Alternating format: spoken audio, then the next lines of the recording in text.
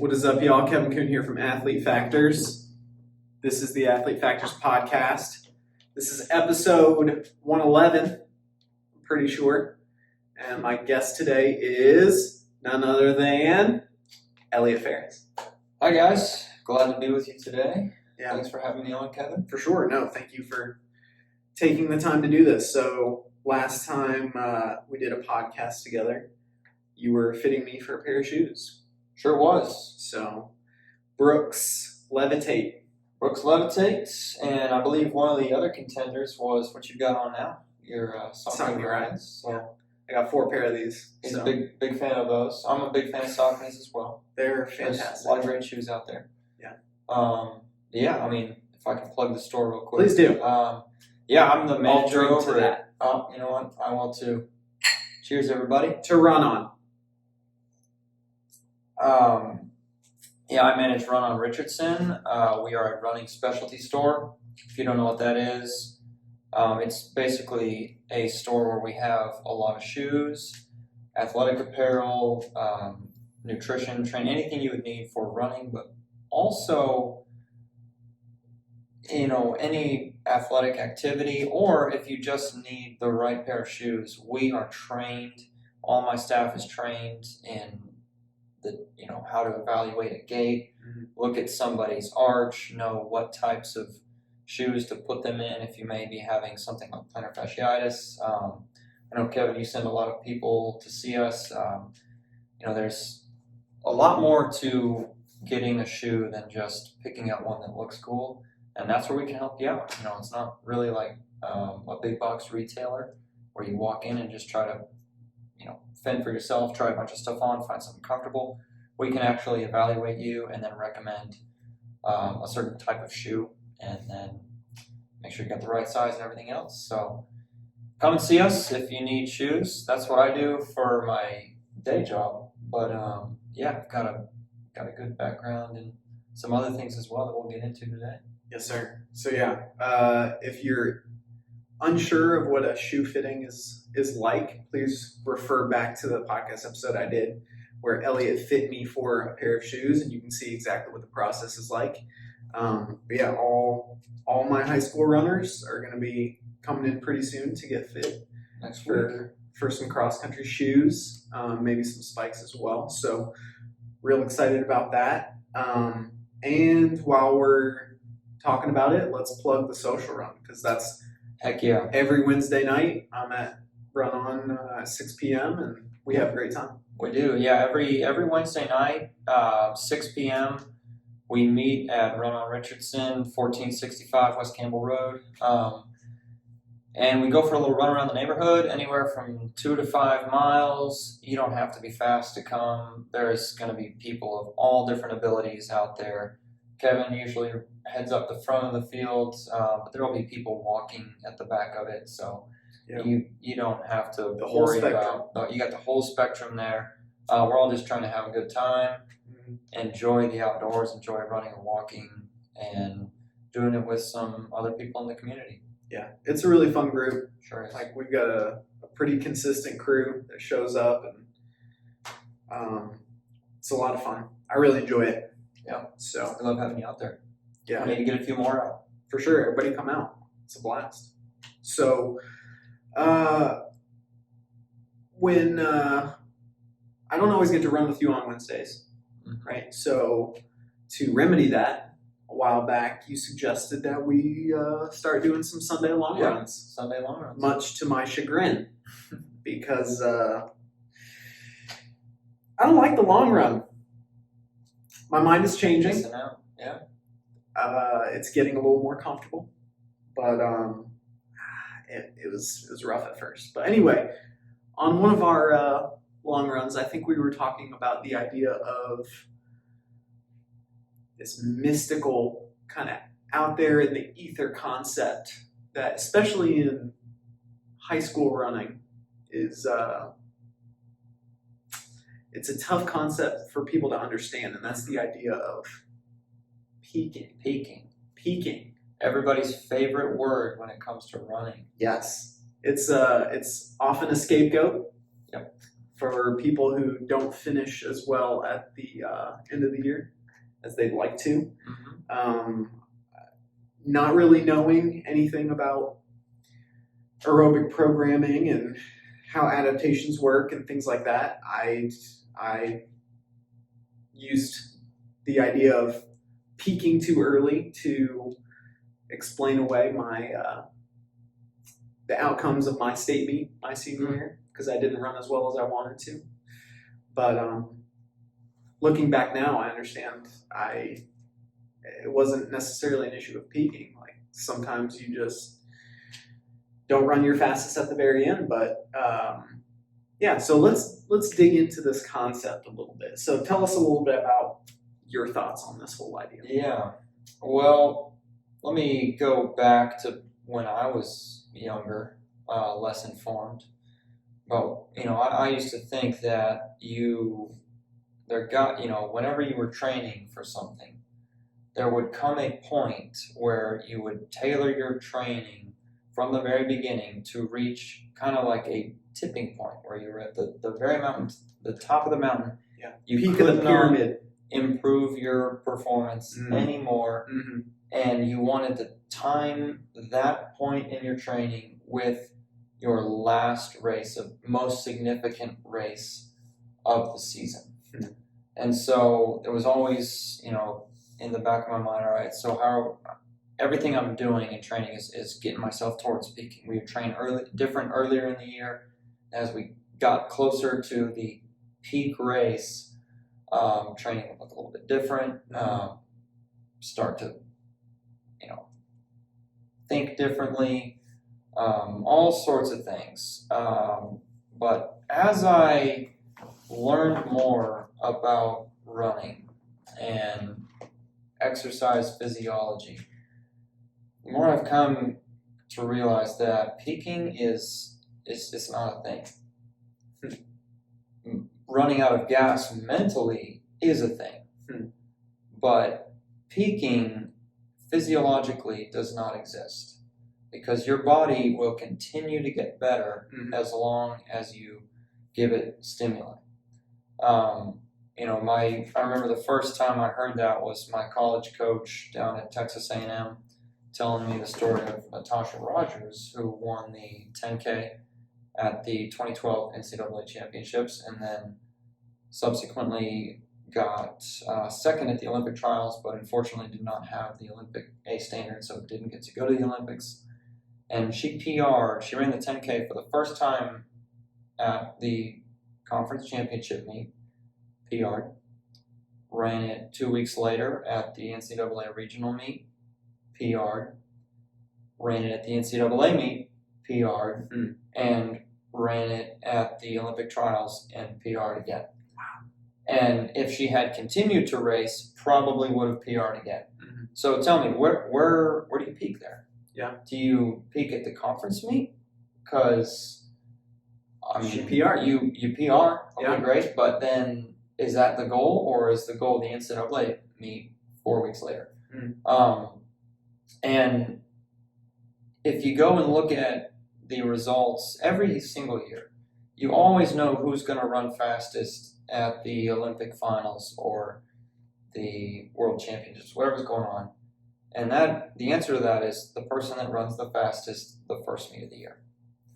Because they are that much farther ahead of everybody else. And they're going to keep getting better, just like everyone continues to get better. Nobody peaks. They'll run out of, mentally there's only so many times you can push yourself to that limit racing. But physiologically, you'll keep getting better as long as you keep training. Sure. Yeah, I think to kind of jump on the coattail of that idea, I completely agree. There's basically no evidence to show that there's a physiological ceiling to how much a person can adapt. And like some of that is relatively new as far as the idea of what we understand about human physiology now. Like a while ago, people said that you would die if you broke 4 minutes in the mile. Yeah. You would physically be unable to continue living if someone were to get close to that 4 minute barrier and then break it. Yeah. So, Sir Roger Bannister comes in and says, hey, you sure about that? So the idea of there being a physiological window, or not window, ceiling, is kind of a concept that I think still is relatively present with, maybe not within like the super successful coaching community and super successful athlete community, but for people who maybe have their toe in the sport of running and who, think they know a little bit about it. But like so we were kind of talking about this a little bit earlier, but I'm reading right now a couple running books. One of them is Running with the Buffaloes, and Coach Wetmore, the things that he's doing with these guys like Adam Goucher, where they're running this just week after week after week of super high mileage. Like there's no thought in their mind that you won't continue to adapt as long as you recover and you can repair from the damage of training. But like in their mind, it's almost less physical than it is mental. So it's like you've got to commit in your head to like, yeah, it's gonna hurt, but like you just have to continue pushing through it. And as long as you're able to do that, you'll continue to improve. There's no point at which you can't continue to improve. So the better shape you go into the beginning of the season, as long as you can make it through there without, hurting yourself, you're going to be that much better off at the end of the season. So, I just had Luke Scribner on, and the whole episode is him kind of giving a basic, super practical outline of like, how do you build a high school cross-country season or track season? How do you develop a successful training program? And this is where the idea of peaking can kind of be a little mysterious to people, because like he sets up his season essentially the way that most successful coaches do, which they say, okay, what's the most important race of the year? All right, we're going to work back from that point. In other words, we're not like, for a lot of schools, the first week of August, like that's the start of cross-country season. And so that's when they start training and they figure things out as they go along. Instead of, hey, this is our state meet, we're going to work back, 12 weeks or 16 weeks or 20 weeks. And this is where the season starts for us. And then we're going to program these specific phases. And the last phase, for lack of a better term, it's our peak phase. But like, I think when people hear that, if it's not explained to them what that means, then this is where that mystical, oh, I've got a peak, comes in. And what you said at the beginning about how, like, there's this point where I can't get any better. Like, that idea is what I was told when I was in high school, which kind of, looking back now, man, I put these limitations on my abilities because I assumed like, oh, there's no way I can improve X amount in this time frame. There's only a certain amount that I can actually get better. And I think that's really limiting for a lot of people, a lot of runners. So. Yeah, it really is. It's unfortunate. I think, there's definitely something to be said for the emotional and mental energy that it takes. And you do have to account for that and plan for, all right, how much work can we give somebody before they just snap and kind of check out mentally. But it's not a physical thing. And, if we look at the physiology of what goes on in your body and the adaptations that take place, you'll keep getting better as long as you keep training, and as long as you're not pushing that training load to the breaking point where you physically break down, like a stress fracture or something else, which is what you deal with a lot of. So if you're adequately recovered, which means proper sleep, proper training intensity followed by the appropriate removal of a certain level of intensity, and like you cannot overlook the nutritional component. Like definitely, that's what drives the adaptation, is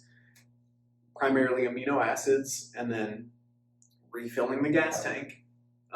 As long as you're doing that, like your improvements are never going to be linear, but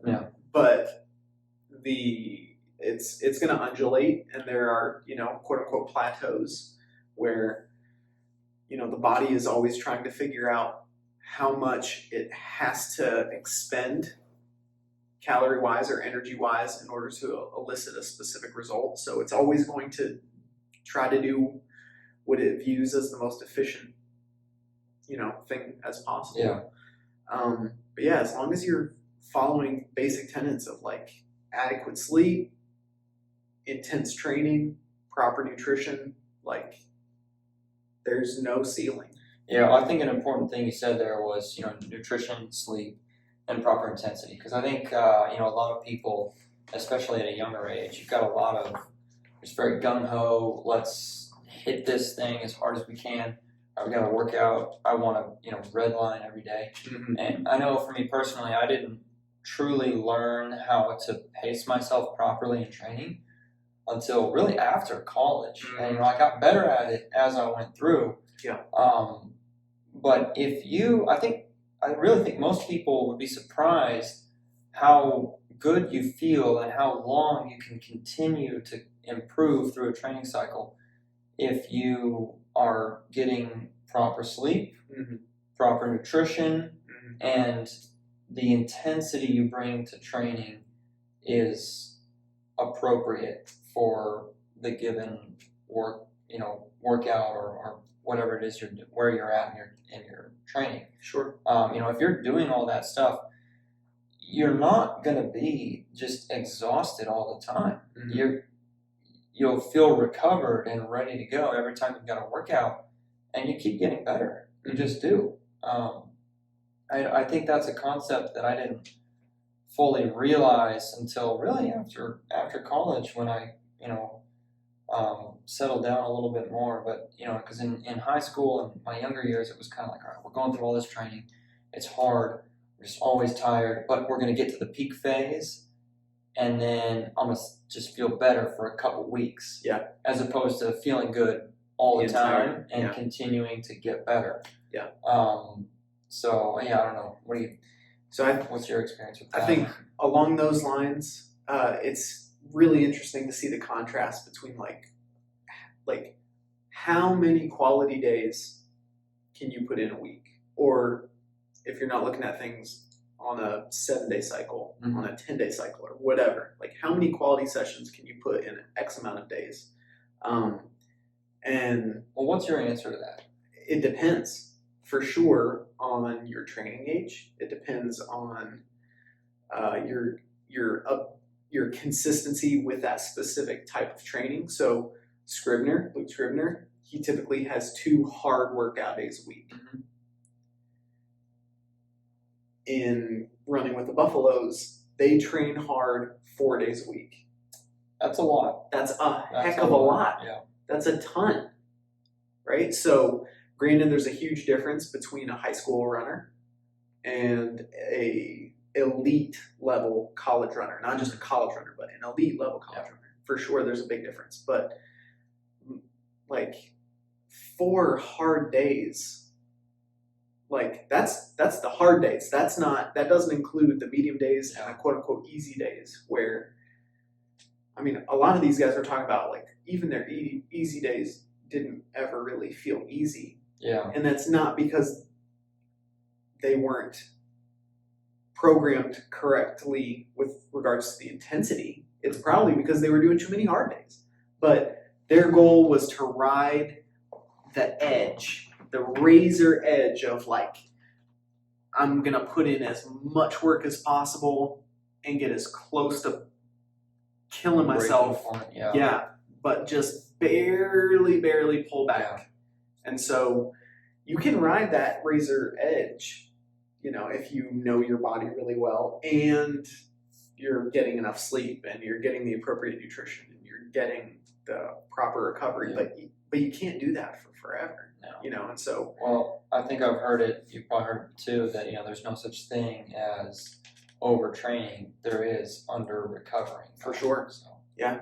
Yeah. Well, I think my answer to that would be a little bit something maybe everybody could take is the 80-20 rule, which you've probably heard of, where 80% of your work should be at a relatively easy effort, and then 20% fast.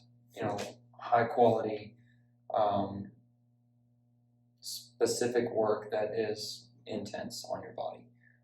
That's and I haven't read Running with the Buffaloes or seen exactly what they do, but those guys are running a lot of miles.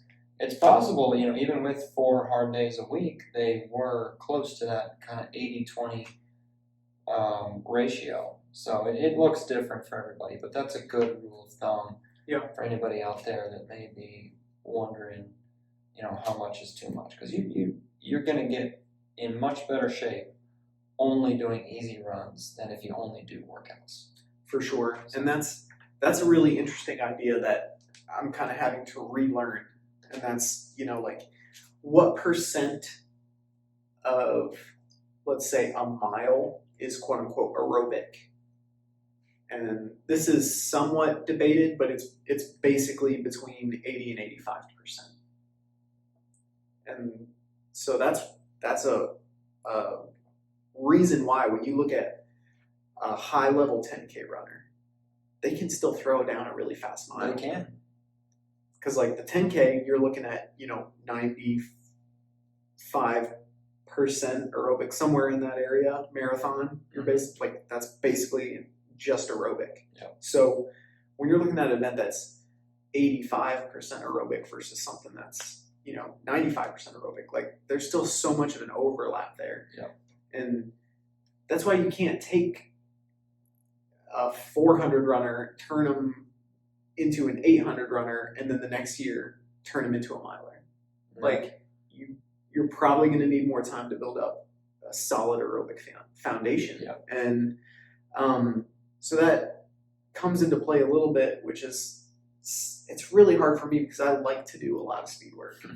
Like I love it. Everybody does. Yeah, it's just fun for me. Yeah.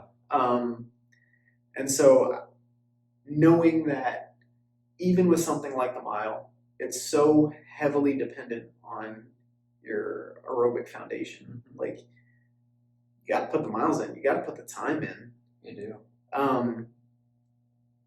With that being said, there's still, this camp over here, like the Lydiard coaching philosophy that's like, hey, it's all volume. Like you've got to do a ton of miles. Which is why these guys at Colorado were doing 20-mile long runs, which that blows my mind. My longest run in college was 14 miles. And That's not long enough. I thought that was about 7 miles too long. Yeah. But that's one of those things where 20 miles, like my understanding of running was, I'm not training for a marathon. I'm training for 8K or 10K for cross country. I don't need to run 20 miles. That is overkill. I'm gonna be slower because I will run myself into the ground. I won't recover. I'll be trash. Well, maybe let's spend a few minutes telling people why a long run can help them. A 20-mile long run, or whatever. For me, it was usually 18 miles, 17, 18 miles every Sunday. Maybe why that will help, because people are probably wondering. And so, the short end, Kevin, you can probably speak a lot more about the specifics of this, but essentially your body's ability to, run at a higher pace or higher effort with a lower heart rate using less energy is dependent on its ability to utilize energy sources in aerobic conditions. So if you're in the everybody's favorite part of the cell, the mitochondria, is where that happens. And the more the more work, we'll use work instead of miles, you put in at those very aerobic paces where you are getting plenty of oxygen to your muscles, those mitochondria get bigger. And some research has even shown that they can run the entire length of your muscle. Or I guess I don't have a muscle going on here, but they can get really long. And, yes. And so the more you can do, with those mitochondria before you start tapping into those resources that will run out quickly, like you do in the 400 or the 800. Yeah. It elevates everything. Just because you can run faster at a lower heart rate for what would be at like maybe a marathon, half marathon pace, doesn't mean that doesn't improve your other paces. It raises everything. So sure. you can probably explain that a lot better than I can. Yeah, like you've got a bigger battery. Mm-hmm. You've got a bigger work capacity battery. The more time you can accumulate doing lower intensity aerobics. And when you build that engine, you then have more capacity for either high intensity speed work or more volume of speed work. So that as you get closer to your championship, quote unquote, peak time frame, you can like fine tune your racing car, right? So like you've got a race car, you can make the car more streamlined, you can make the car more aerodynamic, you can increase the size of the engine, you can increase the size of the gas tank. Increasing the gas tank is basically what we're talking about here. Yeah. Increasing the size of the engine or the quality of the engine, that's like more of the anaerobic neuromuscular training that comes when you're doing speed work. But if you've got a bigger engine, then you've got more potential for high quality speed work. So when we're looking at the whole training program, let's say for high school we're looking at 12 to 20 weeks. For college, we're looking at probably a bigger time frame, a little bit bigger window. When you can build all of those things to a greater extent, then come race day, you've got the best shot of hitting that PR or continuing to hit PRs as you go. So my biggest error, let's say, in high school and college was not enough emphasis on building that gas tank. But like I had a pretty sweet engine. Yeah, I think that's a lot of people. I remember when I was a freshman in college running my first mile, I was nowhere near my PR, and my first thought was I haven't done enough speed work because running fast at the end of the race didn't feel natural to me. But the truth was, if I wanted to go out on the track any given day and run a 200, I could probably run a 26, maybe a 25 second 200, which is faster than world record pace for the mile. Sure. But I sure as hell couldn't run that pace for a mile. Yeah. So clearly speed wasn't the problem. Even if I could just throw down a 25 at the end of the race, I'd win a lot. But I couldn't. And so it wasn't speed. It wasn't power. It was the ability to run fast without getting tired and then throw that down. And I think that's something a lot of people don't realize, that most people are plenty fast. You got the top end speed and power. Mhm. It's the endurance that you lack. Yeah.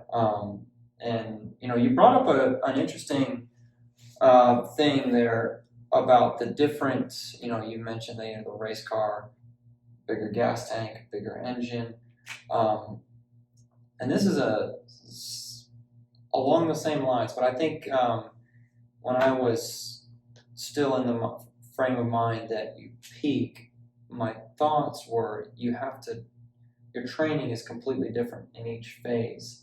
You go from like nothing but easy running, aerobic running, then you get some longer, harder, bigger efforts, and then nothing but speed work at the end. Mm-hmm. But as I've learned more and experimented more, one of the things we know about training is that it takes a little while for adaptations to take place in your body. Mm-hmm. So, for example, if you're looking at the high school calendar, not a huge time frame. So, maybe dedicate like 5 weeks to your base phase, 5 to the middle, and then 4 or 5 to the peak phase. Mm-hmm. If you wait till 5 weeks before your race to start doing speed work, how much is that really going to help you? Mm-hmm. And so one of the things that I try to incorporate whenever I'm training myself or coaching an athlete is to never do something for the first time close to a race. Sure. So if we're training and we know that we're going to need to do some speed work to get get some power, a good turnover at the end of the race, mm-hmm. we're doing that way before the race, mm-hmm. way before the last couple weeks leading up to training. Sure. We're working on that adaptation. You can work on building a bigger engine as well as a bigger gas tank at the same time. Mm-hmm. And the farther back you start doing that, the bigger it's going to be come race day. Sure. No, I totally agree with that. In fact, one of the other books that I'm reading right now is Consistency is the Key by Jay Johnson, who was one of the guys in Running with the Buffaloes. So that was his senior year. He studied, like ex-phys in undergrad, and then he was actually in grad school his last year on the team, and he was getting his master's in applied physiology. And so he's gone on to he's coached, I think, 3 USATF champs in distance events, and he's had an excellent coaching career. And in this book, Consistency is the Key, it's specifically dealing with, like, as a high school athlete, here's what you need to know about running, about programming, about training in general. It's a phenomenal book for any high school runner. As a former college runner, I still think it's excellent. It's tailored specifically to the high school athlete, but one of the things that he talks about is if you wait until late in the season to build your engine, like to rev the engine is what he calls it, then like it's too late. So one of the key concepts in the book is rev the engine like consistently throughout the week. And that doesn't mean speed work your first week of training, but that does mean doing strides 2 to 3 times a week. Where fast strides over here. Exactly. Like maybe if you're doing like a 45-minute long run or a 60-minute long run, the last 10 to 15 minutes you work in 20-second builds where you're going race pace or faster. Mm-hmm. So that you don't get to, and if you're doing that every week for 20 weeks, in addition to all the speed work that you'll do later, but if you're starting that like week 1, then your body is not shocked when it comes time to do fast stuff. No. So you're revving that engine on a consistent basis, and the engine is extremely efficient and it knows exactly what to do. You know how to change speed. You know how to deal with a surge. You know how to respond to when somebody is passing you and you're like, nope, like the race matters today. The place that I finish matters today. This person can't beat me. I need to speed up right now. Mhm. If you haven't done any speed work, like, sorry, you can't shift gears fast enough. Like, so that's super important. I think that that's one of those things. And part of quote unquote peaking or running your fastest when you need to is, like you said, you can't wait until the end to do that. You've got to be doing that earlier on in the season. And I think another thing that Luke does really well is he explains, like, hey, if you're not training it consistently, then you're going to lose it. So if you're not training it or using it, then you lose it. So if your training looks so distinctly different through those phases where it's like at the very beginning it's only super slow mileage, and then you go into some longer tempo-ish stuff, and then you do speed. Like, when you get to the speed, you've lost that aerobic base. Yeah. Like, you've got to maintain that throughout the season. So I think that's another one of those things. Like, if you do want to run your best consistently through the season and, PR after PR after PR, or at least run close to that, run consistently around that range, you've got to maintain your aerobic base. You've got to maintain some sort of threshold tempo near race pace effort, and then you've got to be able to change speeds. You've got to be able to kick. Doesn't matter how long a race is. The last 100 is always going to be a race. You're a sprinter no matter what. Exactly. Once you get to 100 meters to go. Exactly. So if you're not training that, you're going to get beat. Yeah. And, the most specific strength work a distance runner can do is sprinting. It's just the way it is. I like that. It, no matter, you can go to the gym, which you should, and do all that stuff, but the most specific to running strength work you can do is sprinting. Every distance runner out there should be doing it.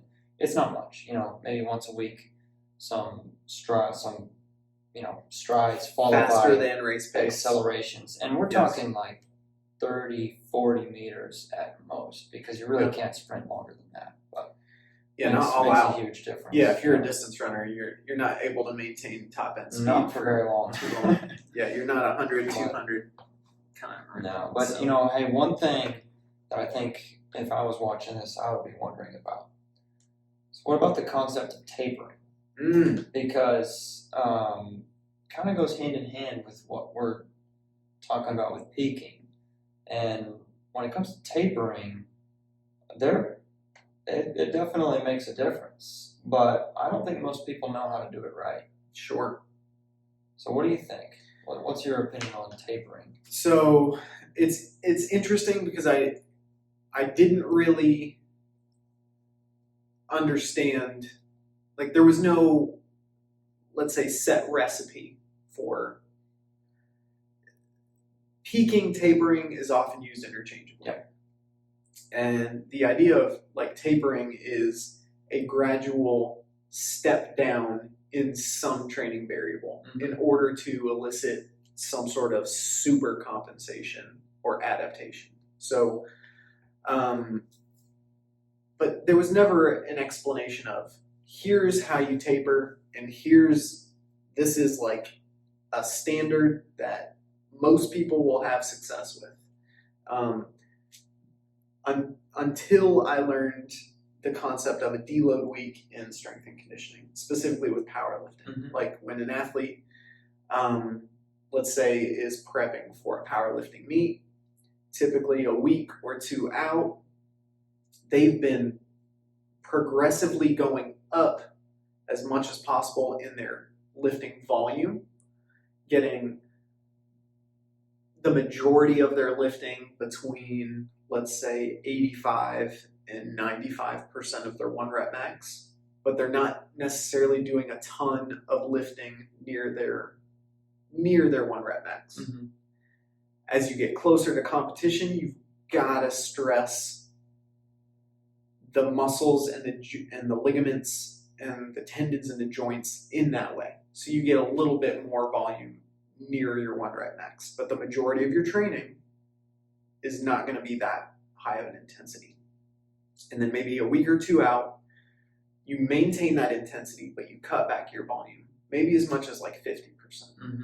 So that's a huge change when you go into the weight room. If you're used to doing, a 5-3-1 or 5x5, or there's a million different powerlifting systems that people follow. But if you're used to doing essentially 25 reps at, 400 pounds, and then all of a sudden you're doing 12 to 15 reps at that same weight, you're going to feel amazing. Yeah. You're going to feel fantastic. So that was my initial, I'll say, legitimate exposure to like what does a true taper look like, or a deload look like. And so my idea of how that translates to running is like, you can't cut your volume in half. No. Because I think you're then losing that aerobic stimulus. I mean, you have to basically so I think an important point to make here is that your body responds to training and with certain recovery mechanisms. And when it comes to distance running, when your body is recovering from an aerobic type of run, and your mitochondria are doing different things, your cells are adapting, a byproduct of that is an ability to run a little faster, a little further the next time. Mm-hmm. If not, then your muscles would have to have some sort of a brain to predict what you're going to do next. It is actually a byproduct of your training that you are able to then train a little bit harder, higher intensity, longer effort the next time. Mm-hmm. And so if you stop introducing that stimulus from training, then you're not going to get your body's not going to be recovering from it, and then therefore the byproduct, which equals better training, will not be there. Yeah, at that point you're either maintaining or you're decreasing your fitness. Yes, mm-hmm. and it happens very quickly mm-hmm. when we're talking about aerobic strength. Yeah. Those mitochondria that we talked about, can grow the entire length of your muscle. You give them a couple days off, they start shrinking a lot. Body's trying to be efficient. They'll come back quickly, mm-hmm. Especially if you've, gotten to that level before. Yep. They'll come back quicker. Yep. But they'll go away. So if you are running, we'll just use an example, 60 miles a week, and then you cut that to 30 mm-hmm. for a week, and specifically if you're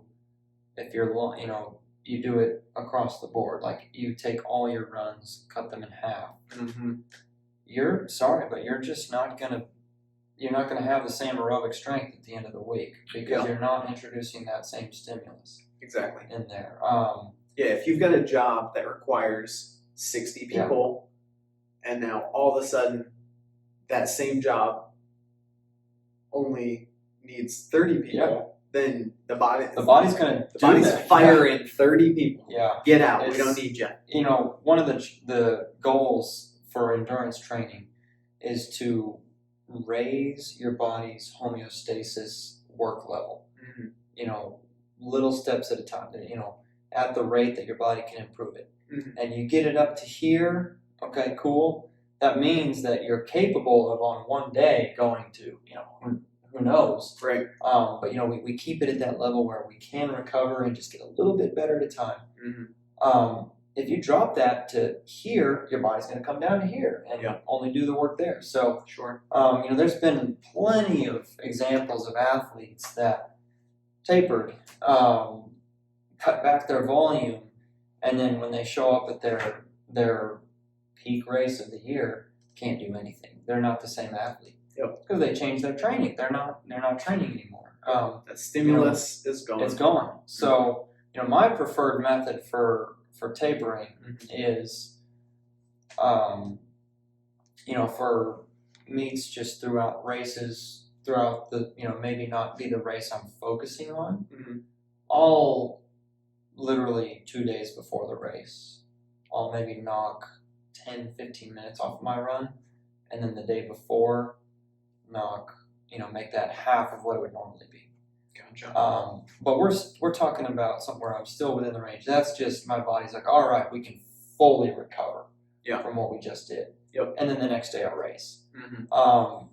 For the last race of the year or of the training cycle, before I'm planning a vacation or something like that, I might a week out, I'll start making my easy days shorter, but keep the same intensity for workouts, long runs, things like that. So we're still getting the response, but allowing the body to start recovering a little bit more, and so that on race day I'm fully recovered. Gotcha. We're not.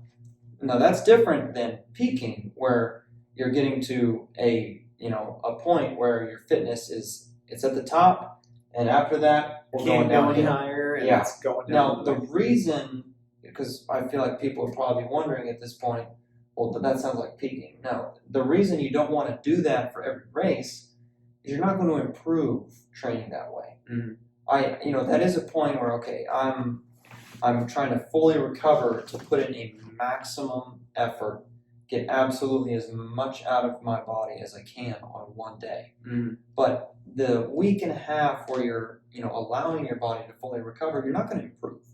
You're not really giving yourself the stimulus to keep raising that homeostasis. Sure. And so if you do that every other week, or in college every week, like most people have to race, you're just going to go downhill quickly. Sure. But yeah. What are your thoughts on that? My thoughts are, we're going to take a quick break because I have to use the bathroom. Cheers. And we're back. Thank you from those kind words from our sponsors. Love our sponsors. Run On Richardson sponsored this episode of Heck yeah, they did. Athlete Factors Podcast. That's right. So we were just talking about what happens if you try to fully recover before every race. And, my thoughts on that are, there were so many races, especially in cross country while I was in college, where my coach was very, very upfront. Like, hey, we are training through this race. Like, you should not feel recovered. You should feel like decently beat down, going into this. Like, we'd race Saturday mornings. That didn't mean we did a really hard workout Friday, but we may have done a decently hard workout Thursday. Absolutely. And the first half to 3/4 of the season, like, that wasn't uncommon. The idea being like, hey, you've got to put in the mileage, you've got to put in the time, you've got to accumulate the volume, and if you're trying to fully recover before every race, then you're leaving a ton of potential adaptations on the table. Like, you will not take advantage of that. So I think in high school, so many athletes actually race into shape. Yeah. Well, racing should be part of your training.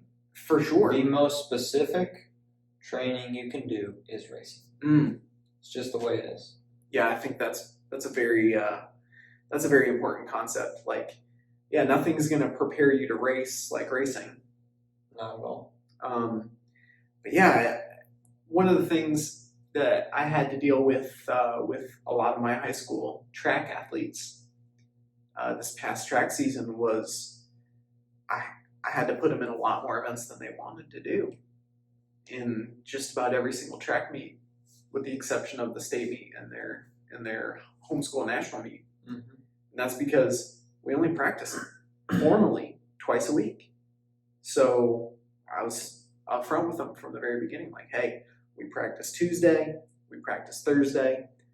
I don't know for sure what you're doing Monday, Wednesday, Friday, and Saturday if we don't have a meet. I'm gonna place a higher burden on you than you want in these meets, because this is probably going to be this is essentially a workout. Like, I don't care what we end up with score wise. I don't necessarily care how you do in all of your events. You still got to do it, because if the stimulus isn't there, then there's no adaptation. No. And if all you're doing is recovering, then there's no stimulus to adapt. So, yeah, I think it's really important that you maybe pick some key races where you're like, you know what, I'd like to do really well at this specific race. Like in high school, it's a little different, typically because in cross country and track, there's a tournament style process where you progress to the next level by achieving a certain position, let's say. In college, it's a little bit more to deal with, like, hey, if you want to qualify for regionals, you have to hit a certain qualifying time. Yeah. So maybe you adjust things a little bit based off what meets you're going to. Oh, there's going to be a lot better competition at this meet. I want to be, a little bit better rested and recovered so that I have the best shot of hitting the qualifying time here. But then at other meets, maybe you're doing multiple events, or maybe you're not really worried about, quote unquote, racing your best, because the goal is not to run your fastest at that point. The goal is to accumulate stimulus. Yeah. So that's kind of how I think about that. Yeah. And I think an important thing to bring up is that you don't have, just because you don't back off your training doesn't mean you can't race well. Sure. I think a big thing for me, the first couple of years of college, especially for the first couple cross-country meets every year, was, the thought process that, all right, well, this is just an early meet. We're not expected to run fast here. And so therefore, I don't have to put forth quite the same effort. That's not true at all. Like, just because it's early in the year doesn't mean you can't race hard. Sure. And it also doesn't mean you can't put up a good performance. In fact, my senior year, I PR'd the first meet of the year. And that was off of very little training. Yeah. We'd gone through the summer, done that. Very early in the training cycle, and I PR'd. You don't have to race, you don't have to be fully rested up or be advanced in your training cycle to race well. But either way, you're going to get a lot of benefits from that race. And if you expect that at the end of the season, you're going to go out and be able to put forth a bigger effort than you do at the beginning of the season, you're just wrong. Even at the earliest, most insignificant meet, you've got to treat it like a real race, and practice that. And you're going to get more training benefits from that as well. Yeah, it's those mental reps. Yep. Like kind of what this kind of alludes back to what you were talking about at the beginning, where you've got a relatively set amount of mental energy. Yep. If you're not practicing,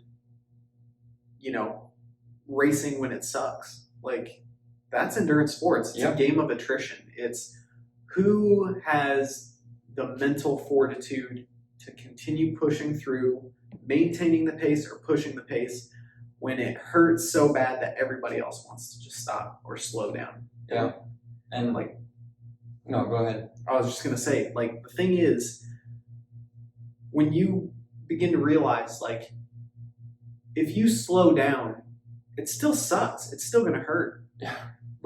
There's not that much of a difference between, the pace that you're at, which is really awful, and then the pace that you could slow down to.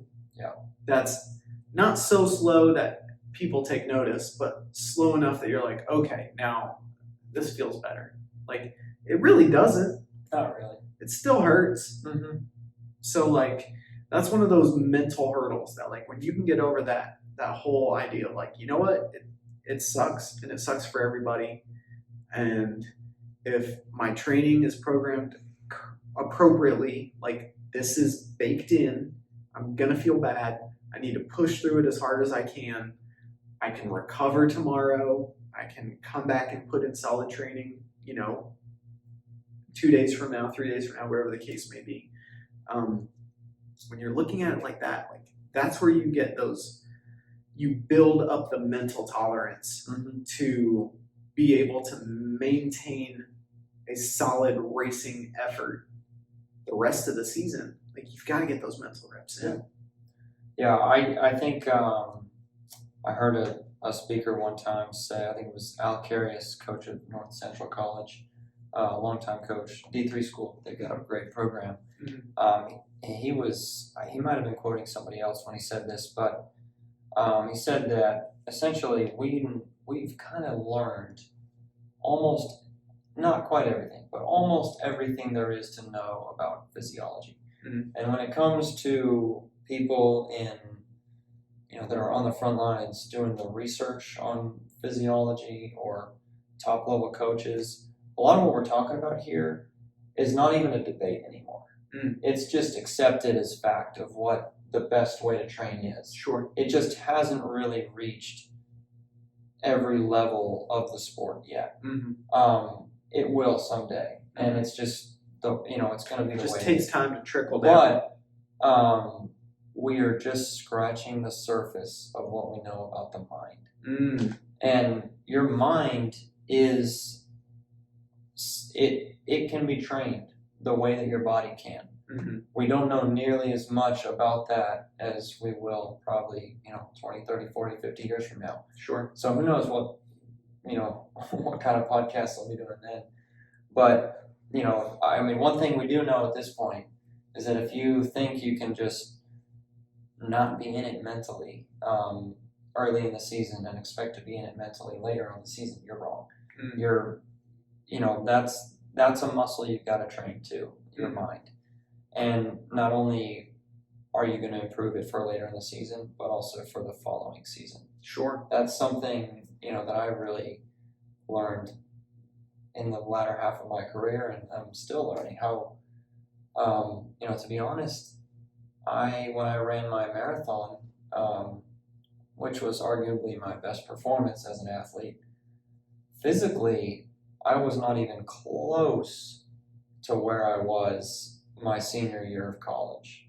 Not even, we're talking about 25, 30 seconds per mile at tempo pace slower in workouts. And yet I PR'd in the 5K and ran what was my former tempo pace for a marathon.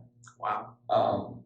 And the majority of that was my mind and what I learned from that. So that's a huge component that I think that's as far as looking to the future and what we're going to learn about the sport and how things like tapering and even the concept of peaking factor into that. I think we're going to learn a lot in the future. So there's for anybody that thinks that we know everything there is and it's going to become a more Formula One-esque sport now. There's a lot of developments still to be made. It's exciting. Yeah, I think you're right. I think the improvements that we make based off what we learn about physiology are going to be minuscule. But the changes that we make in understanding motivation, determination, being able to gut out a performance, like you said, we're scratching the surface. That made me think of two more things from this book, Running with the Buffaloes. One thing that Coach Whitmore says, he tells his athletes this all the time: keep a calm mind. And so I was thinking about that today during my run, and I was just picturing my mind, I'm on a boat in the middle of the ocean in a storm, and I'm just getting pushed around, and I've got to think about a calm, flat see. Like the transition of shifting from this, like, I'm getting pushed around, the waves are huge, like I'm getting soaked, it's scary, to like, no. Like I'm not in the ocean getting tossed around. I'm on a pristine, flat lake, no wind. Like I'm just chilling. And when I can picture that, like it makes the run easier. Mm-hmm. Like all of a sudden, what felt difficult is now not as difficult. Yeah. It's like, okay, like nothing changed. My pace didn't change. In fact, my pace I was going faster after that. I was smoother. I was more, relaxed. I wasn't fighting, what was going on. I was, it felt just like it was just happening. Yeah. So there's that. What was the other thing? I just lost it. I'll probably think of it, but I can't recommend this book enough. It's fantastic. Running with the Buffaloes. Running with the Buffaloes. I haven't read it, I have to admit. Yeah, so Chris A lot of Lear. good things. Yeah, Chris Lear is like this journalist who he thinks it's an amazing idea to follow a high-level collegiate program for an entire season. And so he's like part of the team. He's at all the practices, he's at all the meets, he's at all the meetings. And so you get to see from his perspective, like this is what it looks like at that level. So it's a phenomenal book. If you like running, it will give you some really unique perspective of like what is the high end, training and programming and day-to-day look like, and like there's all the team dynamics, and there's like legitimate tragedy, like one of the guys on the team passes away, and like that's like how do they deal with that? And like it's all very like it's an emotional book. It's phenomenal though. Like I'm 3/4 of the way through, and I started it yesterday morning. Wow. It's like a 10-hour book, so it's really good. Nice. So, what was the other thing, man? Oh well. Anyway, all that to say, let's tie this, package it up, throw on a neat little bow. Like, what does a quote unquote peak or taper look like for most people? Like, what's a practical way that they can, you use some of this information so they don't feel as like mystical, like, oh, I don't know how to do this. I hope I do it right. Like, what are some concrete steps? Like, here's a way that you can be confident that you're setting yourself up for as much potential for success as possible. And the sport of running is tough because we end up, by nature, we kind of have to put all our eggs in one basket. And even when you do everything right, there's times where, things just don't align. But unfortunately, here's how you can set yourself up as much as possible for your best chance at success. And if you're mentally strong, you're going to be there day of. Well, first and foremost, I think if you're really looking to get the most out of yourself and, have a great race performance for whatever that goal of yours is, I can't recommend enough hiring some sort of a coach or something like that. Even myself, I would, I'm not a professional runner or triathlete or anything, but I'm pretty high level, and I still use a coach. Mm-hmm. Just having somebody else to tell me what to do, so I don't have, it's so much easier than actually trying to figure it out for yourself. Mm-hmm. So that's the one caveat. But along those lines, if I may, that's what I'm having Ambrose do for me when it comes to fixing my issues. Yeah. Like, it's just easier to outsource it to somebody that I trust. Like, he's 3 weeks ago or whatever, when he did my assessment, like on Tuesday, I had my best run in 3 weeks. And today, this morning, I had another phenomenal run. And it's because I'm not worried about what I'm doing here strength and conditioning wise right now, like, hey, Ambrose, my Achilles has been giving me a little trouble. What do I do? Hey, Kevin, here's your program. You're doing this 4 times a week. But it's made such a huge difference. It frees up this mental energy to focus on my training that I don't have to focus on programming my strength and conditioning. And I'm also to the point where I'm like, I've been programming my running, and I'm like very, very close to the point where I'm like, oh, okay, it's time to just put all of that onto somebody else. And hey, you program it. I'll do whatever you tell me. My trust is in you completely. I'm like so convinced that's so important. Yeah, no matter how much you know, it you know, even if you've got somebody coaching you that doesn't know as much as you, it's going to be more effective than you trying to do it to yourself. It's just so hard to properly prescribe training to yourself. So you can't evaluate things as no, you can't effectively. It's different from somebody else's perspective that can see it much more clearly. Yep. But you know, if you're not trying to go to that level, you know, a few takeaways today might be, you know, one, don't do anything the last phase of your training that you haven't been doing all along. Mm-hmm. If you're going to do certain types of workouts or training the week of the race, you should be doing that, you know, maybe not the very first week of training. Sure. You might, you know, if you've been doing nothing, especially, you may want to just get back in the rhythm of training again. Mm-hmm. But you want to introduce those types of workouts early on. You know, two, when it comes to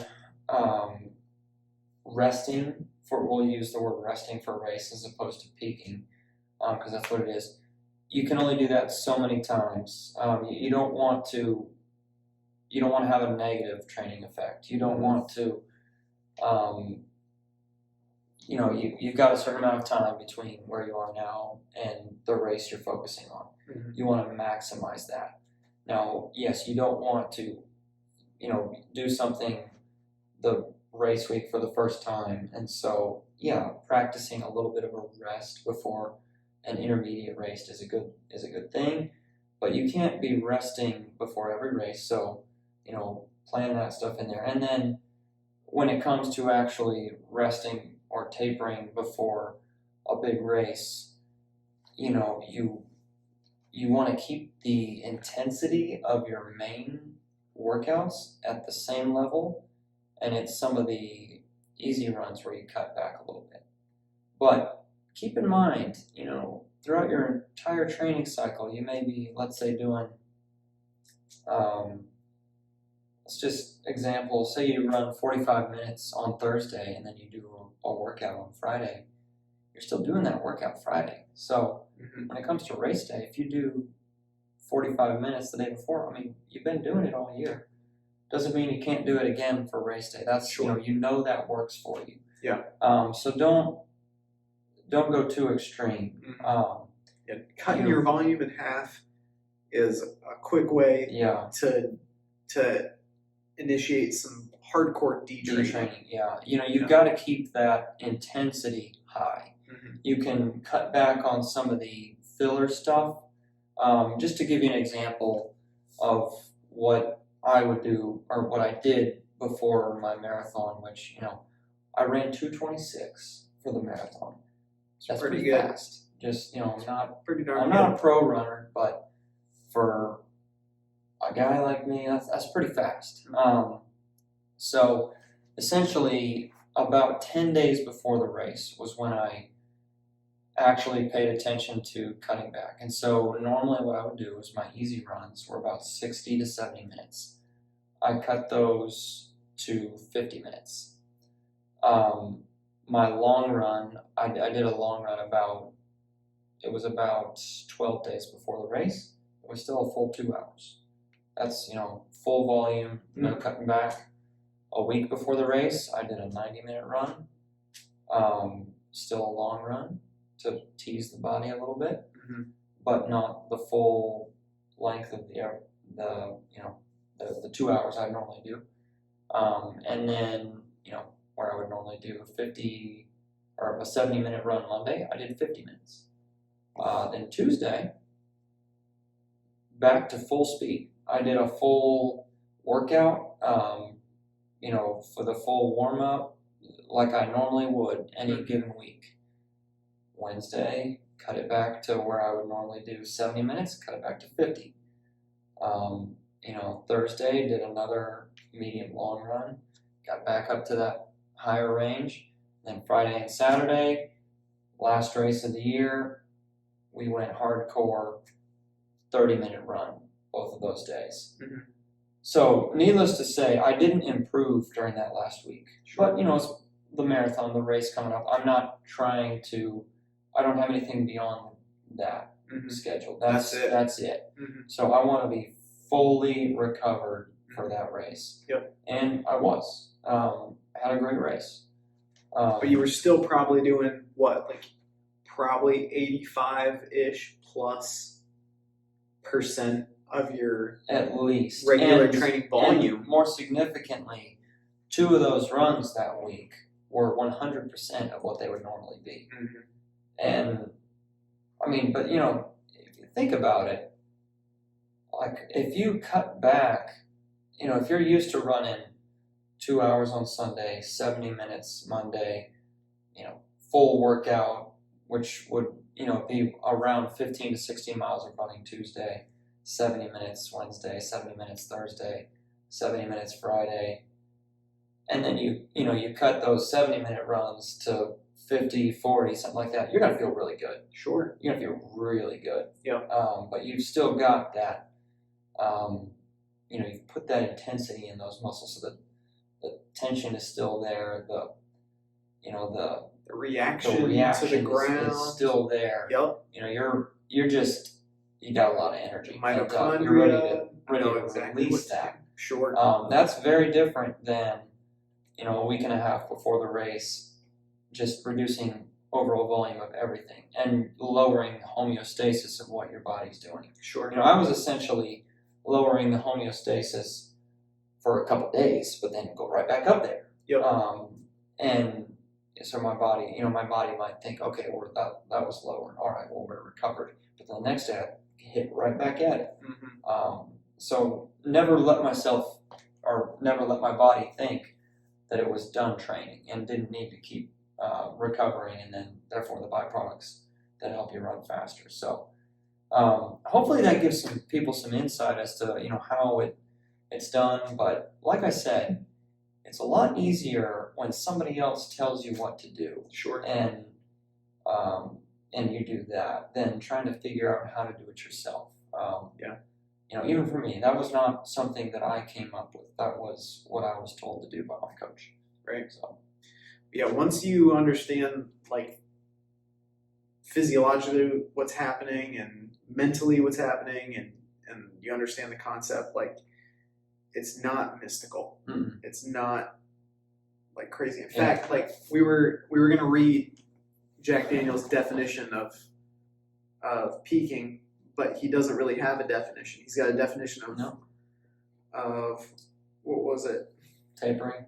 Yes, which was on page 24.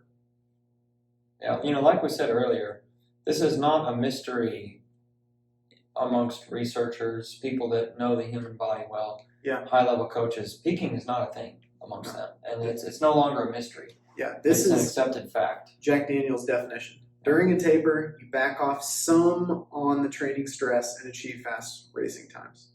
That's it. Like, That's it. This is not mystical. This is not like out there in the ether. Oh, if you do this and then maybe.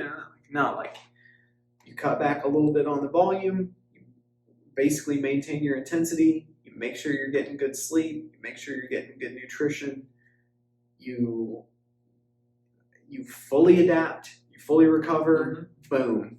You pull the trigger and you let loose, and you've got the best chance. Have fun.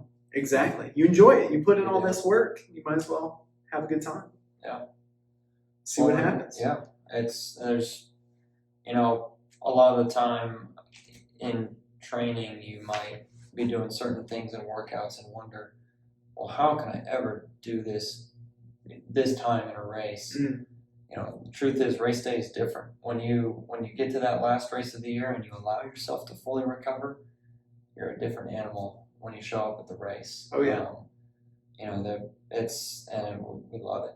It's that's the opportunity to awesome to crush people and to say, hey, like you're hurting, I'm hurting, doesn't matter. I'm gonna hurt a little bit more than you, and I'm gonna put myself through that to make sure I finish in front of you, and that's a fun thing.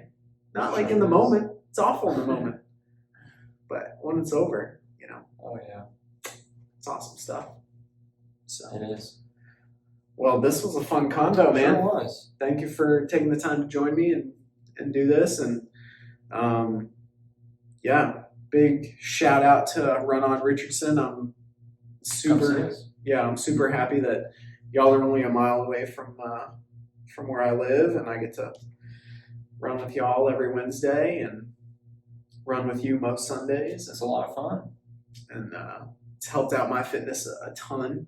Just keeping me motivated and still, like, especially the Wednesdays, it keeps it fun, keeps it enjoyable, and keeps me consistent. And it's been really good this summer for getting me acclimated to some warmer weather, which you got to do it here in Texas. Yeah, we practice Tuesdays and Thursday nights for cross country. So if you're not used to dealing with this evening running during the summer, you'll get used to it quick. Or you're gonna be hurting big time. So y'all, if you have any specific questions about peaking, etc., programming in general, like, please feel free to ask here down in the comments section, or reach out to me on social media, or reach out to Elliott. Yep. For sure. I'm sure he'd be glad to answer some questions. Yep. He does do some coaching. I do. So if you're interested, you can send me a message on Instagram. I'll throw out too, if you want to follow the store's Instagram to stay up to date on, when we're doing social runs, things like that. Sometimes we'll do special events.